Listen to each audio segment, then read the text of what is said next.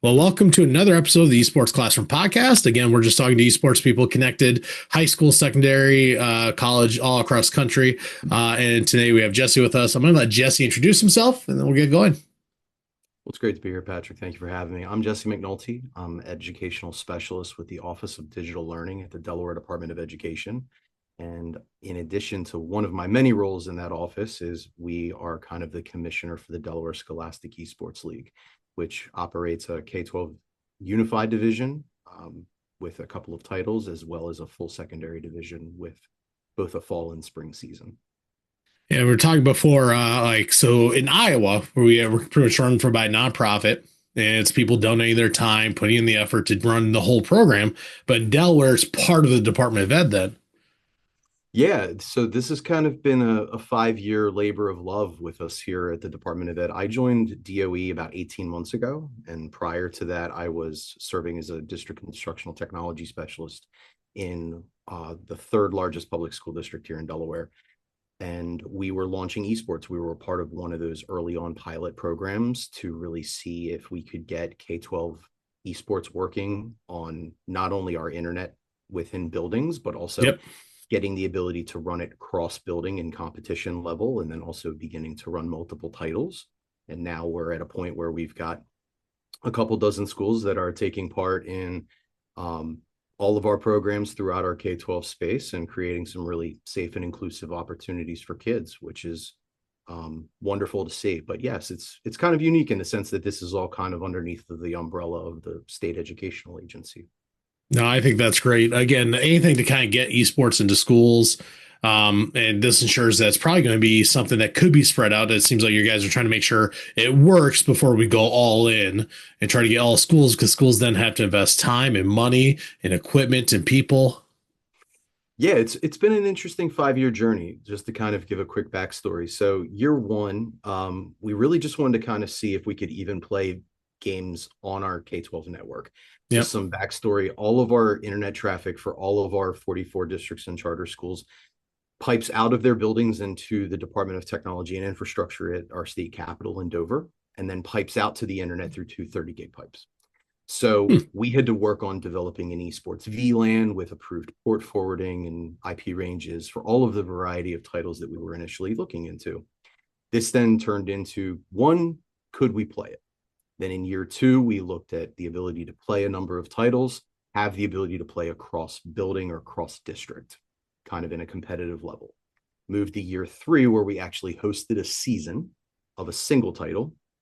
Moved to our fourth season, where we actually hosted 5 titles and had cross district experiences with in-person championships, to move to just this past season, where we actually hosted and finished over this past weekend, where we hosted an entire fall season with 3 titles and had a full dedicated season schedule throughout our week, and then hosted a playoffs experience and then an in-person championship for both of those titles. So really exciting to see what we've done here in Delaware, but it's certainly been a progression of just, let's have an opportunity each year to level up and learn and grow and iterate and bring more and more schools along for this inclusive journey with us.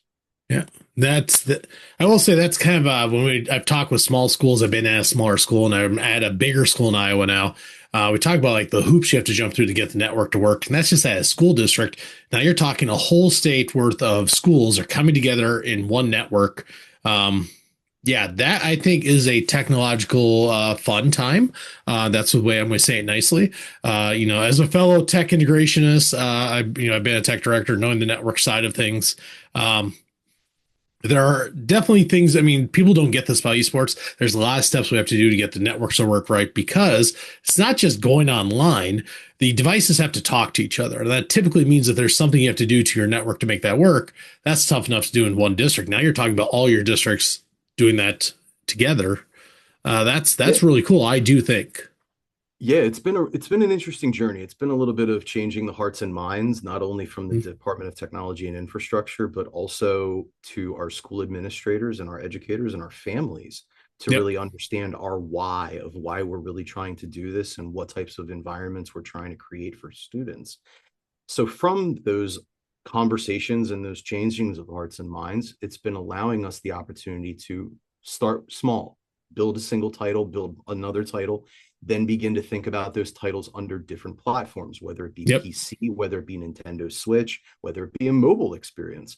And then really trying to meet our schools where they are at with the current technology architecture and infrastructure that they have within their buildings, and really trying to be able to build an experience and an opportunity for them that meets them based on their need and based on their available devices that they have. We really don't want people to be needing to go out or solicit for a referendum in order to Hmm. raise funds to be able to supplant some of this technology. We really want to kind of take the technology that they have, find where that square peg can fit into those each of those little Yep. circumstances for each individual institution, and then let's build community. Let's build an opportunity in whether that be a before school club, an after school club, a lunch bunch experience, or even one of our Scholar Saturday experiences where we bring fellow students and community members into the spaces on weekends to be able to take part in these experiences. Yeah, that's different ways to make that work because again, I know that funding issue is always the toughest thing with schools. Because I mean, a Nintendo Switch right now, if you're buying a brand new Switch 2, which if any school's buying a new Switch, I'd probably say buy a Switch 2 as opposed to Switch 1, but that's a $500 investment, not to mention the controllers, the games, online access. It adds up really quick. So to make sure it's something that fits with what they got means you're probably going to get more schools on board and make it easier to do that. Absolutely. It's also thinking about, not only the initial cost of that $500 Switch or Switch 2 device, also trying to think of the alternatives of buying Yep. 5, 10, 15, $20,000 worth of PCs and peripherals. So an easy entry point could be a single Switch, maybe possibly donated. Hmm. Start small, build an opportunity to have that kind of safe and inclusive space on a single title, maybe even a multiple title, and then kind of cycle through your students based on the titles that you're offering. And then Yep. for us, what we're really trying to do is think about very strategically for each of those institutions, how are they looking to scale? What do they want to scale? How do they want to do it?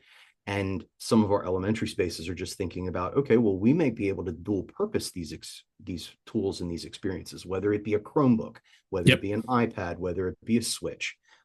Thinking about some of their positive behavior support programs that they have, or some of their social emotional experiences, some of their reward mechanisms that they have.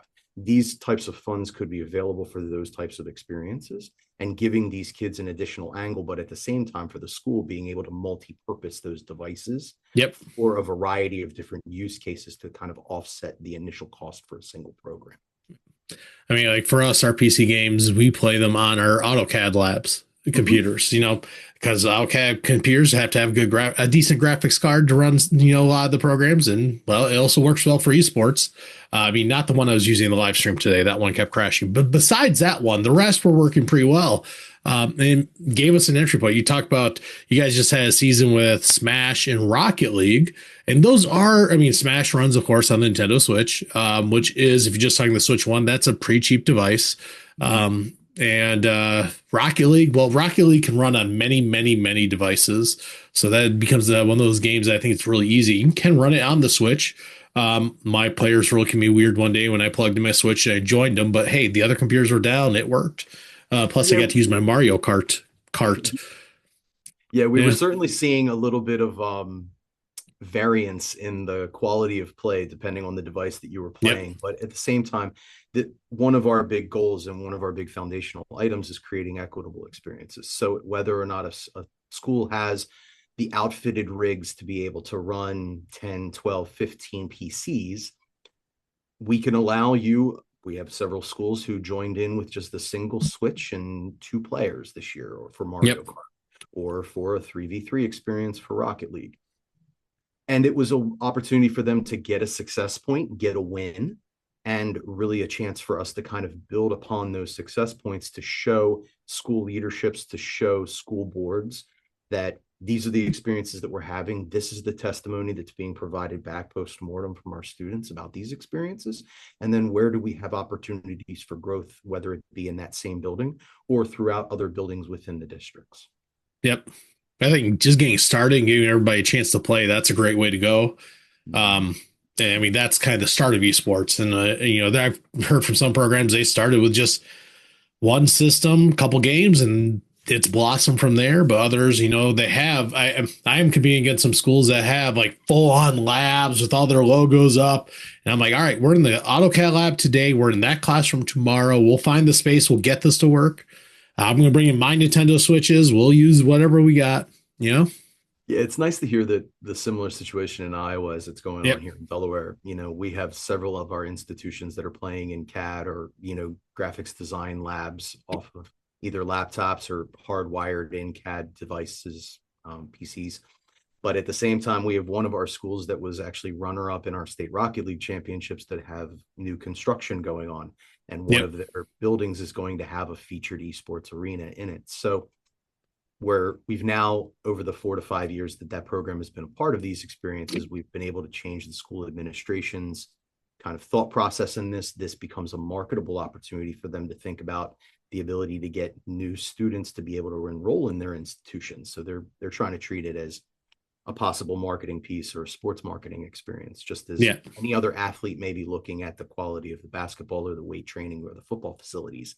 They're now starting to look at esports, and many of our athletes are starting to choose to look in those avenues. Yeah, I know esports has exploded in Iowa. We have over 150 schools in our state league. So it's like there's only like one school in our county area that's not in the league. Otherwise, my school to the north, to the south, the east, they're all in the league with us. And then there's one school that's not. And so it is a thing where I think parents are looking at that as an opportunity because, there are opportunities beyond high school that can be connected to esports. I was talking to the college esports coach last night. We're talking about scholarship opportunities for kids. I mean, that is a big thing. And so it is something I think could draw kids into a school, say, hey, we have this esports program, join us, play, new opportunities, new environment, new community to be a part of. It certainly could be a real marketing piece for a lot of kids that are looking at prospective institutions. For us, we look at it as, starting as a very small program, as looking at 2 schools in our first year of just looking at how we could do this and how we could be able to play across district. From those 2 schools, we then moved to 4, then moved to 10. This past season, we hosted 14 teams. And, this upcoming spring, we're looking to have as many as possibly 20. Yeah.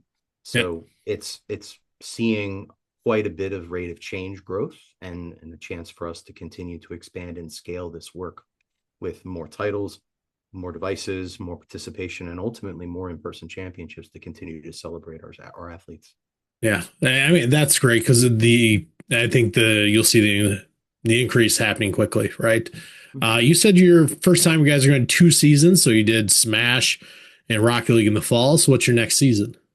Spring season will be hosting a different variant on Marvel or of Marvel Rivals, but also of another Smash season. So Yeah. this past fall season, we ran a 1v1 with a 5-player team format. So similar to high school tennis, if you will.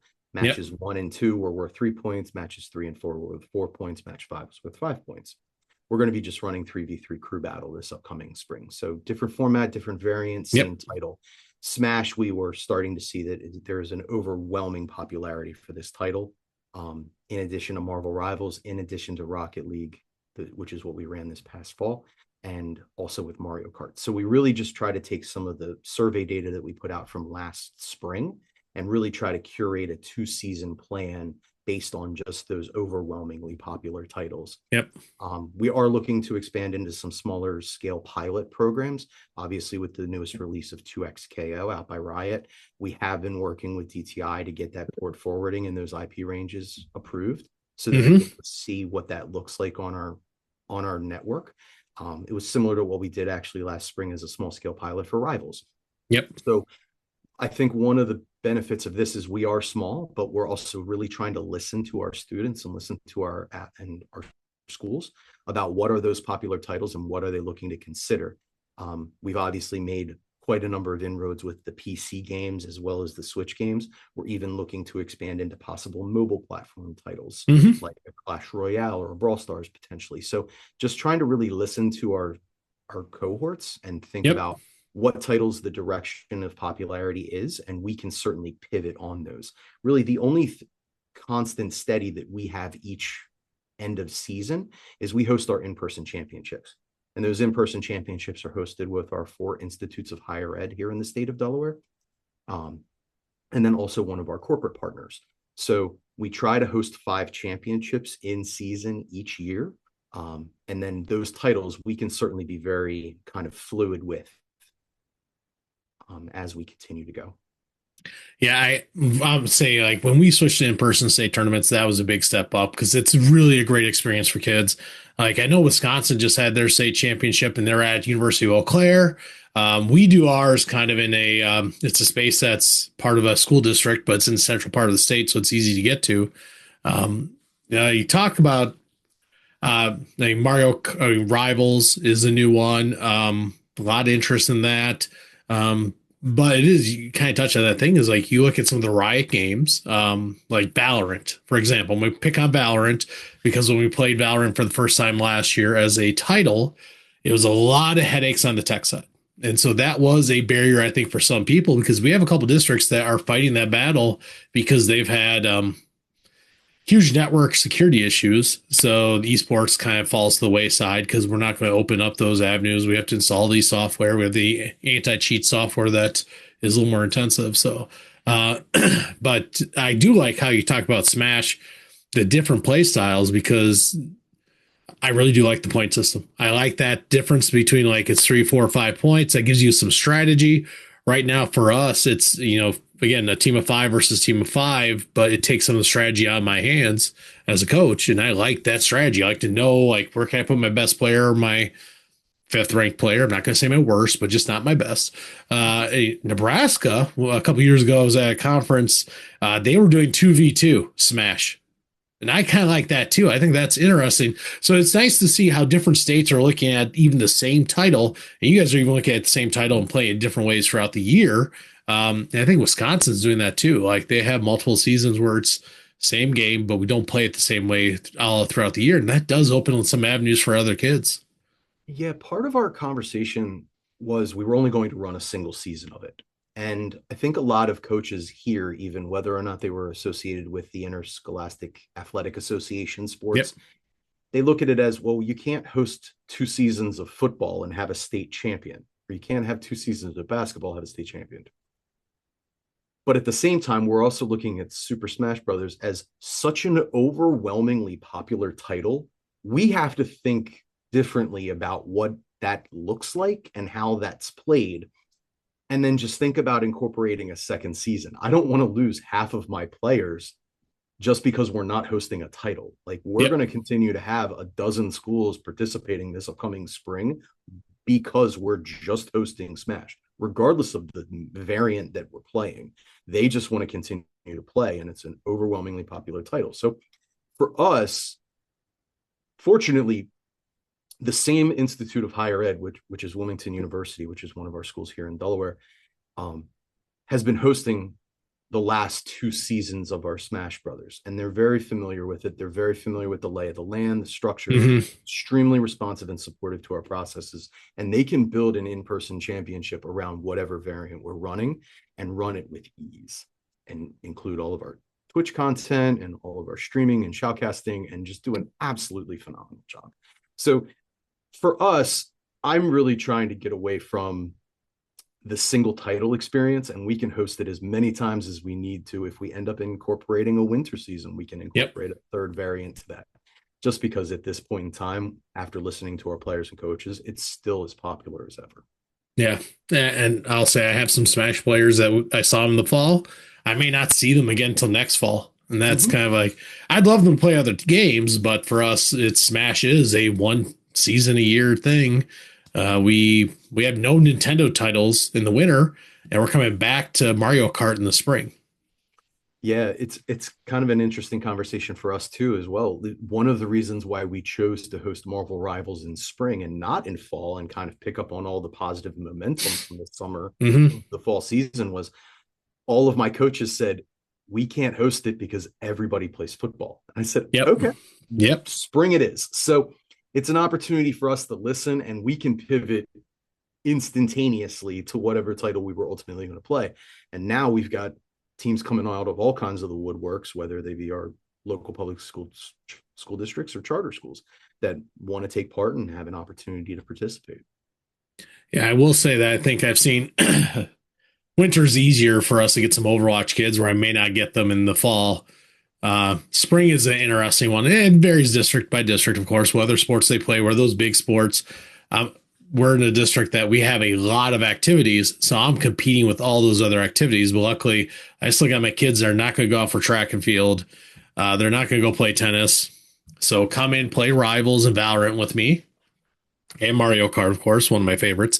And we'll get you going. So I mean, that's yeah. Trying to figure out that seasons. I think that's tricky. I don't think any state probably said this is exactly the best way to do it. It's more about what works for us and listening to the students, listening to the teachers about how do we need changes, how do we need to improve it is always key. Yeah, to kind of follow up on listening and really kind of pivoting and iterating, one of the biggest things that's really expanded from season to season over the last 12 months for us here in Delaware is the expansion of our K-12 Unified Division. We have elementary students that are now starting to take part. So we developed last spring, we ran an independent Mario Kart Solos time trial season. And then we also built two formats off of that, individual, where each individual student could place off of their time of the track of that given week. But then we also did cross-country style scoring where we did 5-player team format. So we could give teams the ability to compete against other teams each week. And then we rank them, and we're actually going to be giving out a trophy later this week to Laurelwood Grove Elementary, which is part of the Appoquinimink School District here in Delaware, for their elementary championship. And from last spring, we now expanded into more titles. So in addition to running a solo time trial Mario Kart experience this fall, we also ran 40-line speed runs of Tetris. We also opened up an interesting CTE partner or a CTE project with Minecraft Education. So we're going to expand upon that as well. So these are just additional angles and opportunities. And this Minecraft started as a conversation with Eric Krause from Nellie Stokes Elementary, who just said, Jesse, I've got friends who are interested in Minecraft. Is this something we could do? And I said, absolutely. Let's 24 hours. Let's spin it up and pilot it, and let's get some input from students and only the experience. And we'll have an operate to iterate and really make better as we move into the spring here. I think Minecraft's a great way to get that community aspect into elementaries and build that up, especially because I know it can run on a Chromebook. I will say that, like, you can run the Android app, Microsoft EDU, that works well, but also, again, it's one of those games that can run on almost anything. So it makes it easy for kids to play, and kids are playing it. Kids have been playing it for a very long time. So it's an easy title to get them in. Thinking of that ease too, it's been a really easy conversation for me to have with school administrations about the titles that we're offering, or if we go and speak to school boards. I don't have to rationalize any of those 3 titles. They understand what they are. They understand that they're safe. They understand that we're thinking about the student leveraging the technology in a safe, responsible, and ethical way. So we're making sure that we're keeping kids safe. There's an opportunity also for us to expand in titles like chess. Again, another title that I have absolutely no problem rationalizing to a school board or a school administration, and has devices and technology that have signed our state terms and conditions and allow us to be able to do these in safe and responsible ways on the devices that are available in buildings, whether it be a PC, whether it be a Chromebook, whether it be an iPad with a keyboard, or any other variant that you may want to think about. Yeah. I mean, that safety is very much important there, especially talking elementary kids heading into middle school. Of course, it's important there at the high schoolers, but we think about our elementary kids are still learning a lot. So making sure those environments are safe, that is a very key thing. And I'm hearing it go down to elementary because I know that's not happening in a lot of states. Yeah, it's been one of our biggest growth points for us this year.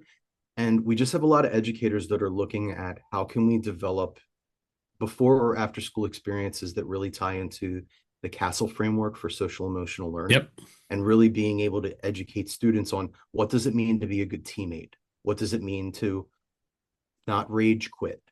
What does it mean to walk away and take a breath and get calm body, calm mind, and thinking about those angles and those opportunities of where those are applicable in esports, they're also applicable in everyday life. So thinking about those opportunities and where we could leverage these types of experiences and really leverage it around a safe and inclusive community in each building, which is really what my school moderators, especially in those unified division schools, are really trying to, capitalize on. Yeah. I mean, we do that at the high school. We're trying to get them to have a safe environment. Esports is open to everybody. Come on in. We want it to be that. But teaching some of those kids, because some of them behave differently at home, that may not be great for them, but now we come to the space. Let's learn how to behave in a way that's going to better suit you. Let's learn those skills you need. I've gone to some state tournaments and you see some kids are still working on those skills, right? Whereas other ones, typically the winning teams, they're the ones who figured that out, like how to control everything, how to adjust to the stress and anxiety. And they've had to learn it over time. It's not just something they picked up right away.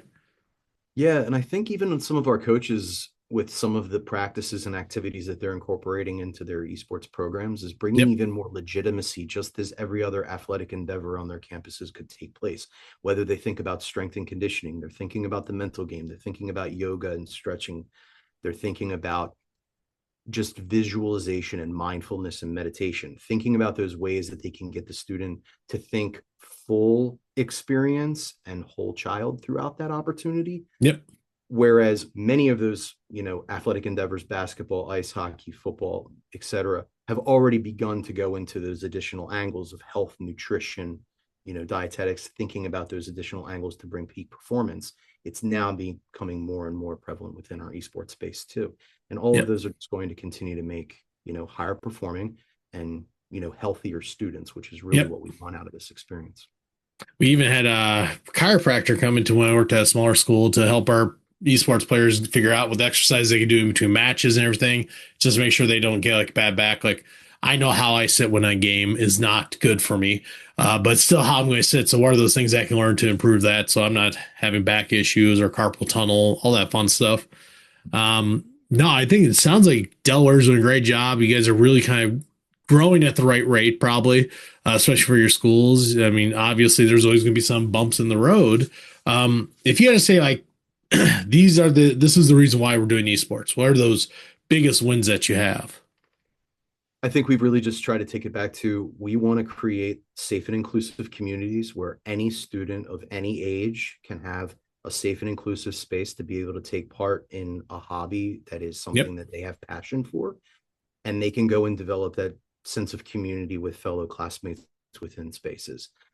We found that many of our students take part in our before and after school clubs and quote unquote get their gaming fix and will Yep. go home and have very healthy relationships with their family members at dinner tables and at, during walks for their family or other social endeavors with their family members. And they're not going to be locked in their rooms playing games because they've already gotten that safe and inclusive space. But at the same time, we have very controlled environments offering age appropriate titles. And we're able to do this in a safe and effective way for our kids.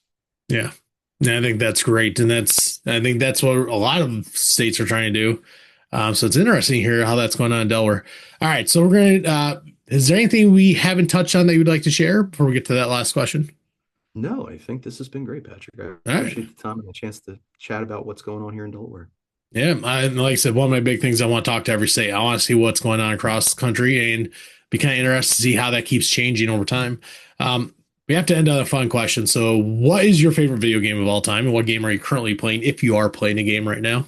So Tetris is my all-time favorite video Yeah. game. I'm still trying to play it very poorly, albeit. But I'm also the father of an 11 and 5-year-old that I've also Yep. taken the bug into video games. So I'm going to side on two titles that both my children play that I enjoy playing with. My 11-year-old loves Minecraft, and we also have a Nintendo Switch in the house. And my 5-year-old really loves playing the Paper Mario. Oh yeah.